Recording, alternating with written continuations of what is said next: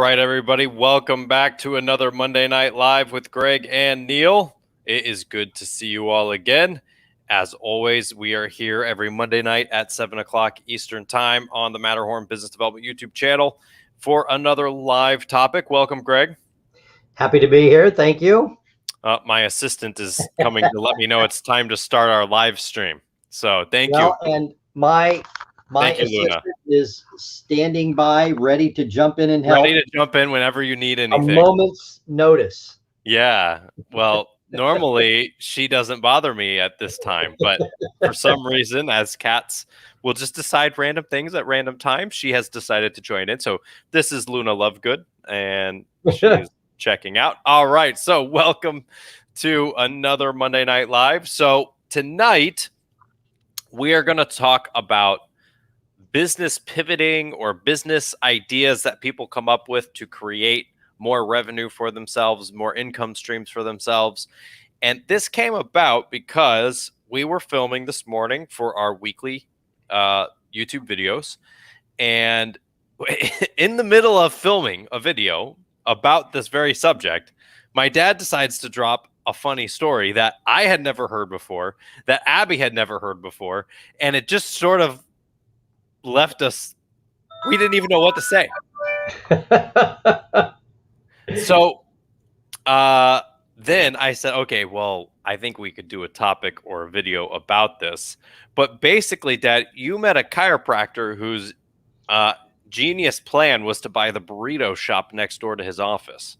Right. And kind of to give just 30 seconds of background, as an entrepreneur, our wheels are always turning.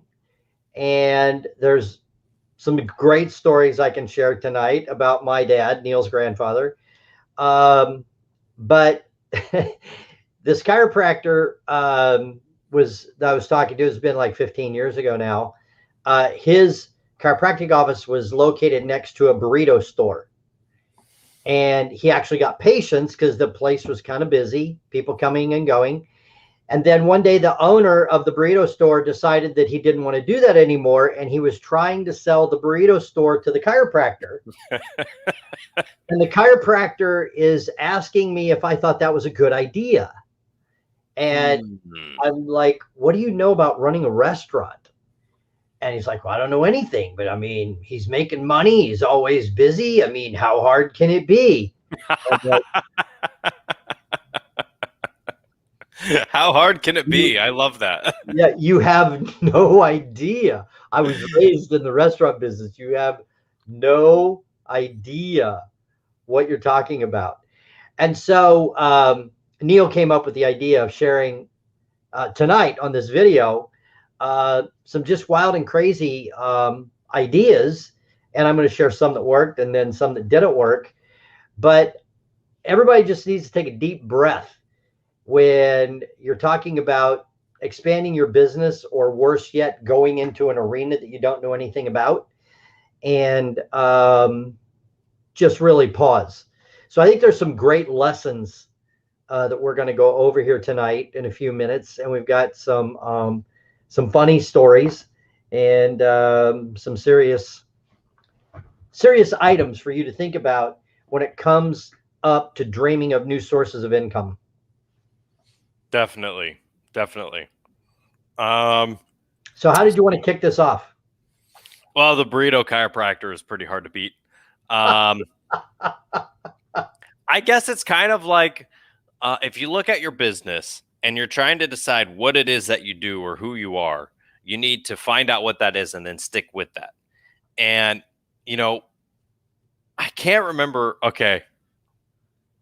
I was in a small town outside of Jacksonville this was a few years ago, and it wasn't a part of it wasn't like we were in like downtown Jacksonville, which, you know, that's a whole nother kind of like a suburb. Yeah, we were kind of out in the middle of nowhere by a small regional airport of some sort, whatever. And we were doing a seminar, and we didn't have a rental car. We didn't really have anywhere to go. And the little, like, you know, 4-point Sheraton hotel was the big hotel in town, you know. And we're like, hey, so where do we go for food around here? And they're like, oh, you have to go to this restaurant. And we're like, okay, fine. And it kind of felt like we were out in the middle of nowhere, you know. And so me and this other guy go to this restaurant, and it looks like a American bar kind of thing. It's got wood on the walls and wood pull out chairs and benches and all this other stuff. And on the way over, we were talking about this restaurant because we had a feeling that this was not going to be good food already. And we thought it would be funny. So we start talking with the shuttle driver, and he's like just raving about this place, how they have the best food and they've got the best everything. And he said, don't get the French onion soup. So naturally, my friend orders the French onion soup. But what was funny is that as we were going through the menu of like a bar, like, you know, American burgers, and, wings and burgers and fries and. But I'm like, okay, there's Asian rice bowls on this page. And then there's like lasagna and spaghetti on this page. And then there was like Indian food on another page. It was almost like we're in this bar, but you weren't in a bar, you were in a food court. That's kind of what it felt like.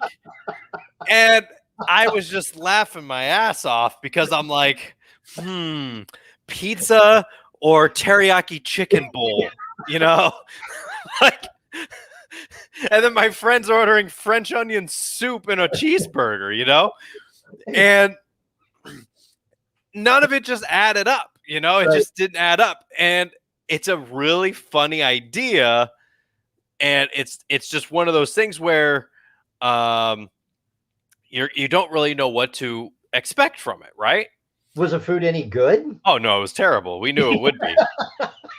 But you can't have an American-looking bar serving you teriyaki chicken bowls and then pizza and then, you know, I can't remember what else was on the menu. It was a very worldly menu for a restaurant in the middle of nowhere.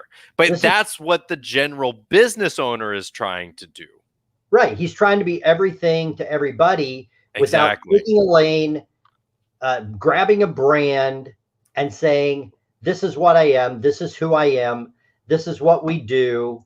And so the idea here is find your lane and stay in it, and don't change lanes, make your lane wider. Right. So then it's, and let me give you another example. I've got several here that I wrote down. Okay. So, back in the 80s, I was just getting my practice started, and I met some dentists who were about 15 years ahead of me. So their practice was well established. They had money to invest. And there was something called a tax shelter that you could put investment money into, and the government was giving you a write-off. And there were different properties and everything, but the hot item, the hot topic at the time was Arabian horses. So you take $100,000, you buy Arabian horses, it's its own business, it's set up as this thing, and there's tax shelter and all kinds of terminology that I had no idea about. I don't even care about that stuff today. Right. But I didn't have any money to invest, so I wasn't paying any attention. And so then it's very interesting that within about 4 years, this hot, Neil, I think Luna's just being a little bit of a distraction right now. No, she's good now. I'm trying to get her to just calm down. Because there's a very important point here. Okay. Her tail. Okay. So the point is that they didn't start the business because they knew anything about horses. Right. They invested money to save money on taxes. They invested their money to save money on taxes. It was a tax shelter. It had all of these ins and outs. But what is the basic purpose? What do we talk about in my book?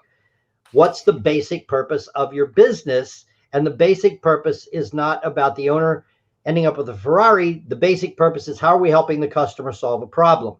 Well, the basic purpose of this business was to save money on taxes. Well, as soon as the government got a hold of that and some legislators got wind of that, well, overnight they just changed one law and all of a sudden, oh, guess what? The last 4 years of taxes that you just saved are gone. You owe today. Yeah. Well, because that was the whole, it was just a dodge for taxes. Right. So we have to boil down to the basic purpose, and the basic purpose needs to be something that you know something about. And you see, I think that this is where okay, not to deviate too far because we have other ideas and stories to bring up, but I think that this is where business owners become successful and they have money, and then they get involved in these other businesses, not realizing that the reason that they were successful with their other business and have money is because they knew that business. And then they start going out into other areas and trying to run these other businesses.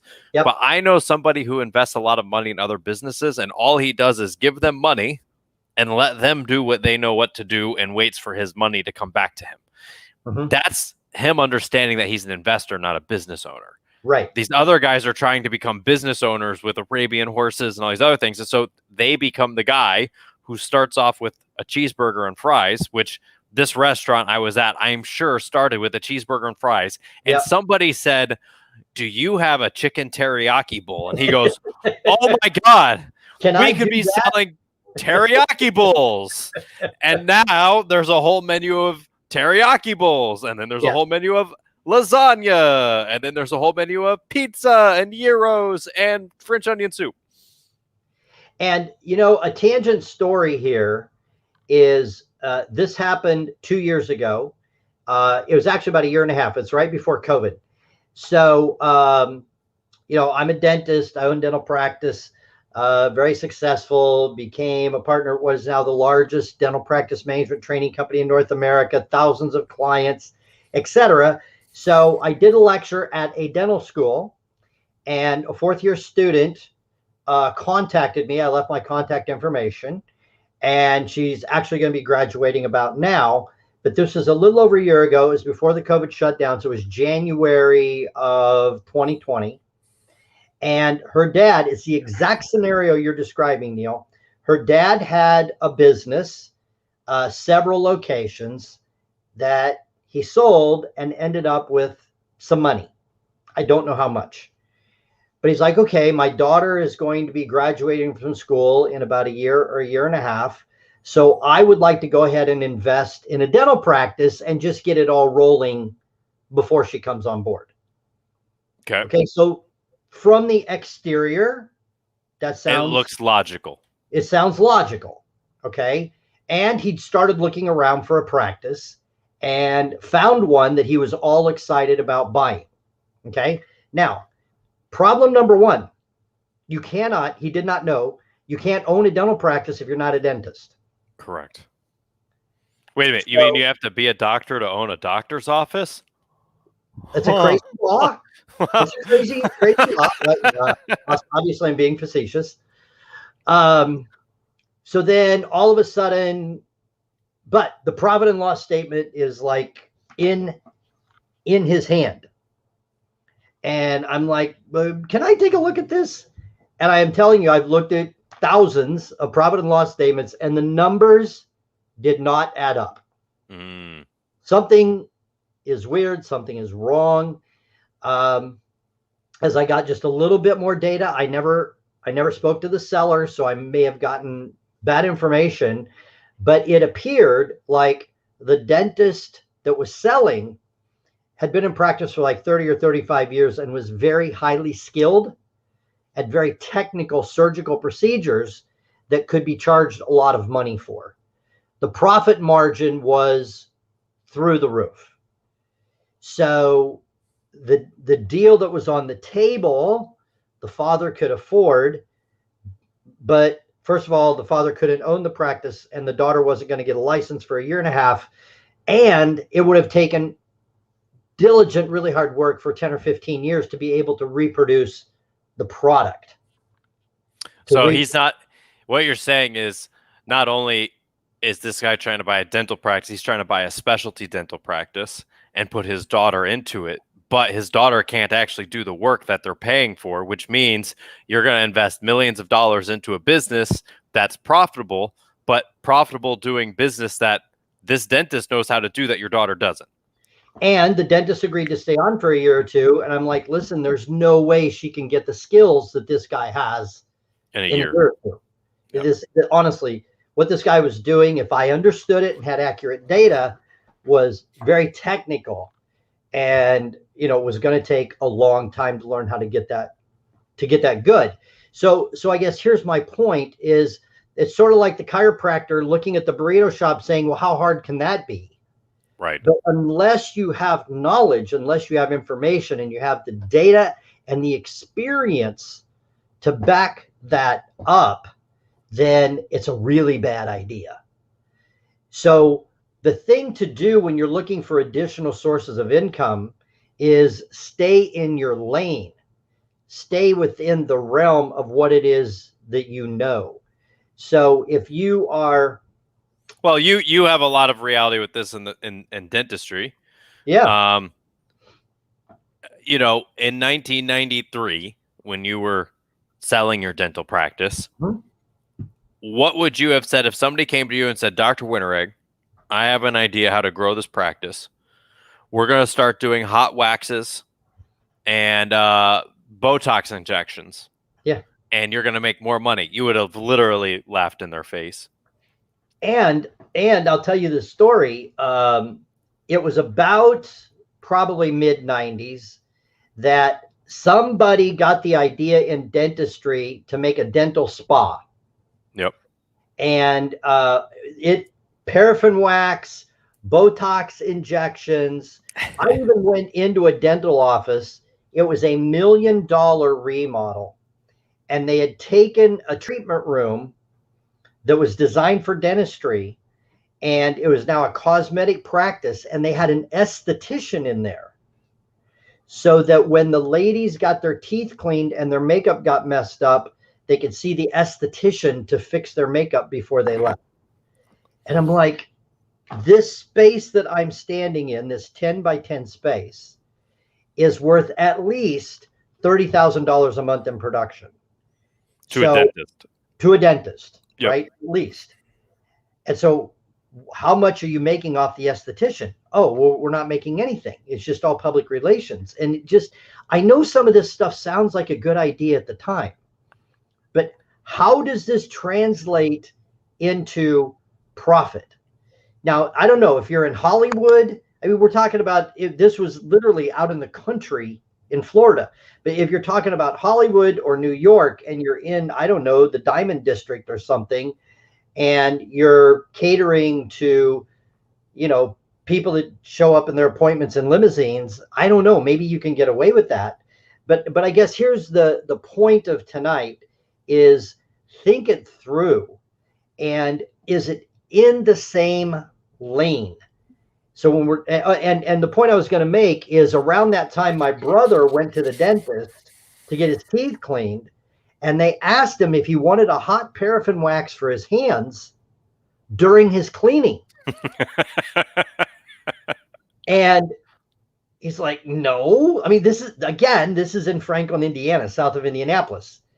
He called me up that night and he's like, Greg, I think I need to switch dentists. I'm like, oh my gosh, what happened? Like, is there a malpractice? Did he drill the wrong tooth? You know, the wrong tooth. It's like, oh my gosh, tell me what happened. And he tells me the story about the hot paraffin wax while he's getting his teeth cleaned. He says, Greg, that's weird.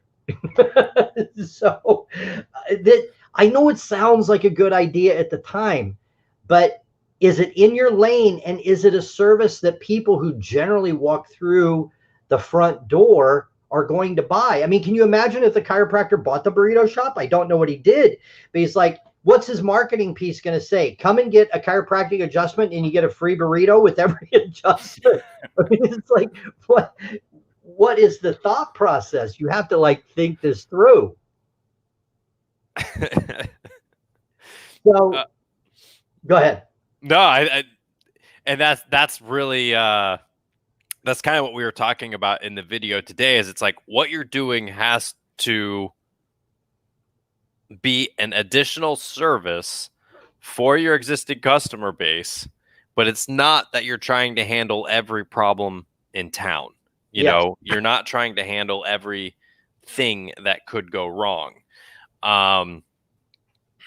It's just sort of one of those interesting phenomena. You know, I think an interesting one here in Florida anyway. I don't know where it is for everybody else. And, you know, everybody is different. And I'm not saying that, you know, everything that I say is correct, although I think so. But, you know, it's kind of like in Florida, there's car washes everywhere. So we have car washes literally on every corner across the street from each other. It's like Starbucks and Dunkin' Donuts and, you know, all that kind of stuff. I don't understand a car wash that's also trying to do window tint, oil changes, and, you know, all these other things. Like, I'm never getting my oil changed at the car wash. Like, never is that what I'm here to do. Now, like I said, maybe that's good for some people, but I don't see how that, as a business owner, allows me to run my car wash better, is to also have a mechanic on hand that's doing oil changes or maybe window tinting, because now I have 3 businesses I have to run rather than doing a car wash and selling air fresheners and, you know, emergency roadside kits or things like that in a little shop. It's now 3 businesses into one that require 3 entirely different marketing campaigns to bring people into your front door. That doesn't make sense to me. Exactly. And, you know, there are certain situations that could warrant maybe a one-off kind of a thing. And I'll tell you an interesting story. I don't know if I've even told you this story, Neil. So my dad was an entrepreneur, had a restaurant in a little town of 3,000, owned it with his brother. And it was not, it was a great restaurant. It was not one of these that like didn't make it. No, of course. That restaurant put my brother and me and my cousins through college. Right. So, and it's real interesting that at my dad's funeral, my uncle pulled my brother and I over to the side and said, just so you know, your dad was the brains behind the business. There wouldn't have been any restaurant without him. So one day I come home from school. I don't know how old I am. Probably I'm old enough to understand a little bit about what's going on, probably around 12 or 14. And there was an empty lot next to the restaurant, and that my dad and my uncle owned. And there's this huge pile of railroad ties. I mean, 10 feet tall. So I come in the back door. Hey, Dad, how's it going? I'm like, what's up with the railroad ties? He goes, well, I'm going to sell them. I'm like, what are you going to do with railroad ties? He goes, they're landscaping ties.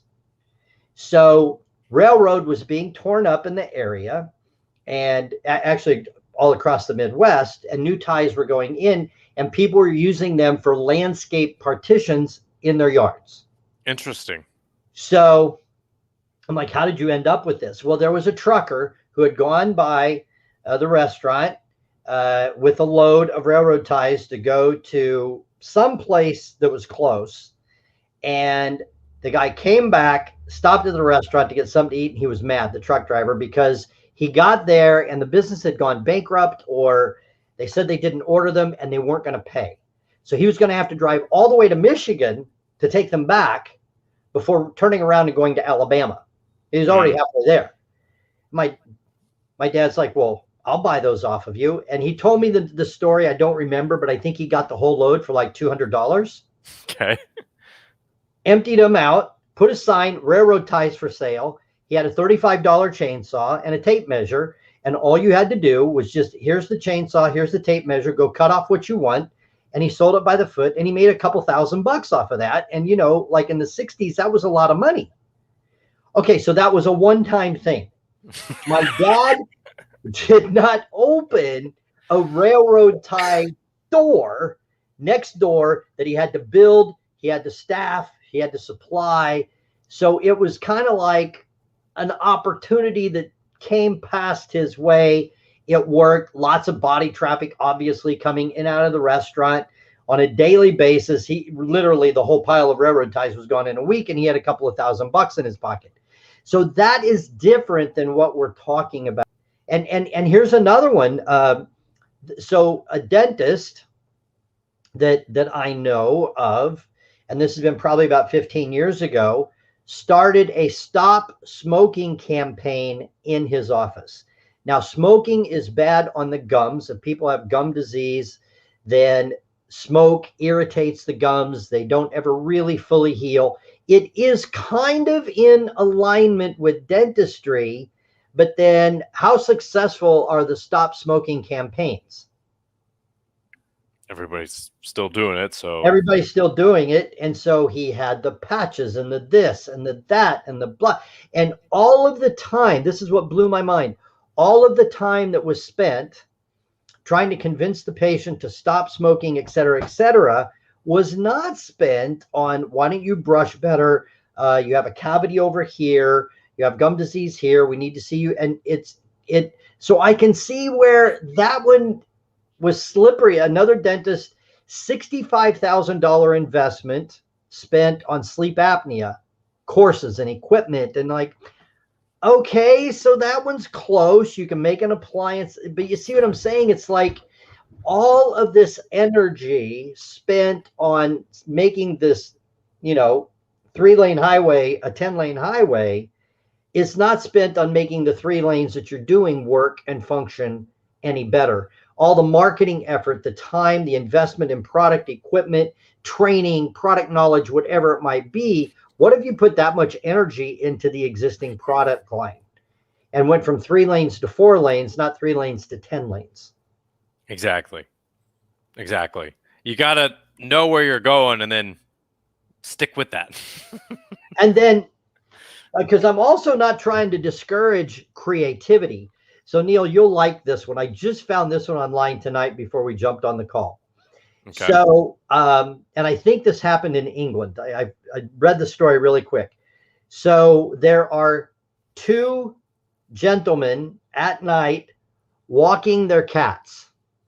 Okay, now who walks their cat? Not very many people. How many cats like to be walked? Not very many. It is a thing. You can do it. You can do it. So these 2 gentlemen are walking their cats. Okay. And the cats start playing. Okay. They liked each other. Okay. So these 2 guys got this great idea. They're going to have a cat playhouse. Okay. So people can bring their cats from the environment that they're comfortable with and like, and take them to a strange environment with a whole bunch of other cats so they can play with each other. How did that work out? I'm going to guess that there was 2 cats there all the time, but not any others. Exactly. They spent all this money on like a cat playhouse, but cats aren't that playful. They don't like going in the car. They don't like going into their little carriers. Dogs love going in the car. Dogs love going to the dog parks. There is a reason after, let's say, millions of years of evolution to bring humans to this intelligence level that we are, that there's not a cat park. That's right. But there's a dog park. Exactly. Let's just, where's the goldfish park? Like, why don't we have that? Right. So then if you have an idea, before you invest a ton of money in it, let's pilot this. Let's run it up the flagpole. So then you can like make a little ad and say you're going to babysit somebody's cat and bring them to your house to play with your friendly cat. And that probably is going to flop in about 6 or 8 weeks. And you're going to save yourself tens of thousands of dollars of investment on renting space and building out space for a cat playhouse that no cats are going to want to go to. Yep. Now we do have a comment here on LinkedIn from Isaiah. Isaiah says that he was talking to a dentist earlier today who has a fee-for-service practice, meaning a practice that's not participating with insurances. And the doctor was adamant that the only way for a fee-for-service dentist to succeed is to become super creative with their brand, with some wacky angle, he is seeing 4 patients a day. So if you're going to be a fee-for-service dentist, you just have to be a fee-for-service dentist. There is no wacky angle to succeed as a dentist in that regard. Everybody thinks that like their brand has something to do with it. If you're a dentist, your brand doesn't have, nobody knows what your brand is. Your brand is that you're a dentist. That is your brand. And you have to understand that. Whereas again, this is sort of like, well, let's take the cat park idea, guys. They see something that other people are doing, and then they go and change it. So there's a dog park, and dog parks are successful. So if there's already a dog park in town, that means I have to make a cat park. That's right. But you don't have to. But wait a minute. We can't have a cat park because we leave the cats outside. They might run away. So we're going to have a cat house, a cat play. So then the cats can't run away. Of course. And look at how awesome our cats get along. This is an amazing idea. And yeah. In their minds. Listen, I introduced a second cat into this house 6 months ago, and it hasn't been until now that they actually play with each other without trying to kill each other. So I can definitely guarantee you that a cat park or a cat house or whatever it's called is a horrendous idea just based off of that knowledge right there. Exactly. So now let's talk about something that worked. All right. The chiropractor who bought the burrito shop. Yeah, that did not work. Right. But let's talk about something that worked. All right. So I write my book, Fun at Work, and we're getting clients, and we have monthly mentoring clients, and the clients are doing great. So we have a client that, excuse me a second. We have a client that was doing $640,000 in a year in services. And he hired us in April after that year. And at the end of that year, he did 860. So that's a 35% increase in 8 months. That worked using the process in my book, Fun at Work. So Abby and I are all excited. And we're going over his profit and loss statement with him, excuse me, that his accountant had given him. And we're like, dude, you grew by 35%. Didn't we all do a great job? And it wasn't like, look at me. He's the one that did the work. But I said, I think we had a pretty good year. He kind of shrugs and goes, yep, I don't have any extra money. And the call ended. And we just have month-to-month agreements with our clients. And Abby and I are looking at each other like, holy crap. We just helped the guy with 35% increase. Is he going to fire us? Like, this is like, because he doesn't have any extra money. Like, wait a minute, dude, that's not on me. I hope you have a 35%. And so anyway, the point is that within about 30 or 40 days, I'm talking to a friend of mine, telling him the story. And he says, well, you should have him read this book, Profit First. And I'm like, really? What's that about?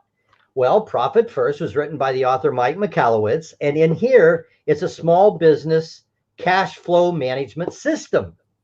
I bought the book. I read the book. And I'm like, this is amazing.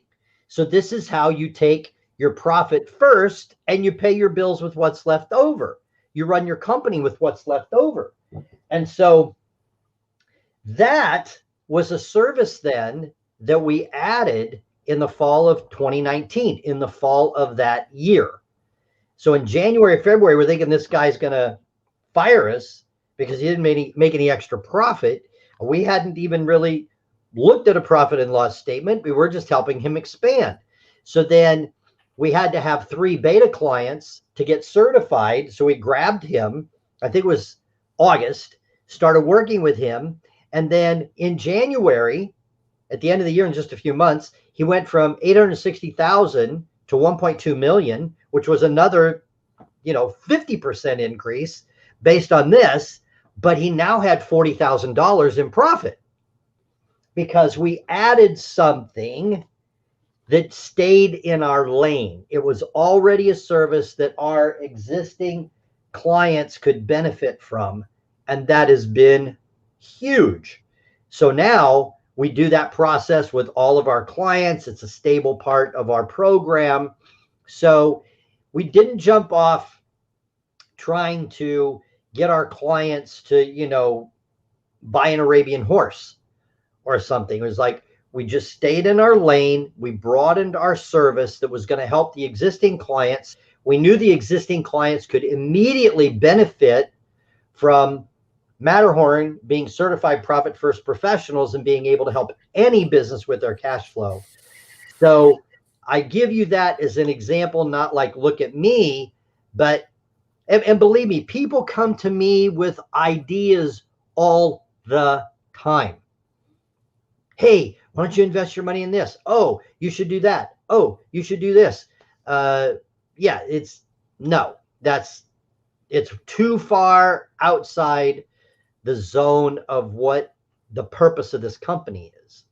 And so I'm definitely not trying to squash anybody's creativity, but you have to have a basic purpose of your business, and then you add things that can enhance that basic purpose without getting too crazy and wacky. And let's just look at a dentist with having a program to stop cigarette smoking and having a program to solve sleep apnea. And I know that there are programs out there that are very, very successful, but that sleep apnea campaign for a dentist is its own animal. Because when people think of the dentist, they don't think of, oh, my husband snores, I'm going to send him to the dentist. Right. My husband has bad breath, I'm going to send him to the dentist. You have to start that as a second business. It has to have its own resources, its own marketing, its own staffing. It cannot be something that you just try and add into the menu and keep growing that menu up bigger and bigger. It has to be its own thing. Exactly. So the whole point of this, yes, it was to tell some funny stories tonight, some pretty unbelievable stories and crazy ideas. But the whole point is when you do have an idea to expand your sources of income, to expand your business and add another product or another service, you can't end up looking like a smorgasbord. You can't end up looking like a food court at a mall, with this unrelated service and this disrelated service and that disrelated service. And, your story about the car wash that does window tinting and oil changes, I can see where that would kind of sort of sound like a good idea. But then how often does somebody get their car washed compared to how often does somebody get their windows tinted? I don't know, Neil. You bought your car and you got your windows tinted once. I bought my car and I got my windows tinted once. 8 years ago. Yeah, 8 years ago. So it's an entirely different business. And then the oil change with the car wash, well, I don't know, you're going to wash the car every 2 weeks, every 4 weeks. I could see that. But then how often does somebody need their oil change? Then when you oil change, you have to have equipment, and then you have to have a mechanic. Or wait a minute, are you going to wash the car and then are you going to change the oil? And so it can really, really go off the rails really quick. And I'll tell you, I just want to kind of summarize this and bring it to a close. It's about chasing money. That's what it boils down to. It's about chasing money. And I'm fine with profit. Obviously, I'm fine with profit.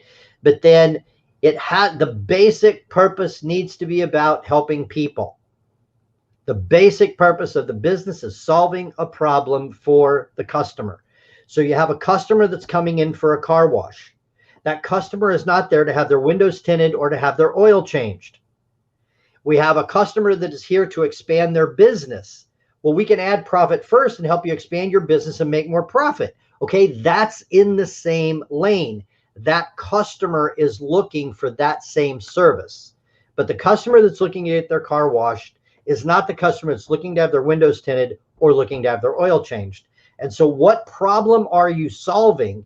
And can your current customers, you want to add a brand new service, can this brand new service help the existing customer better? That's the question you should be asking yourself. Exactly. And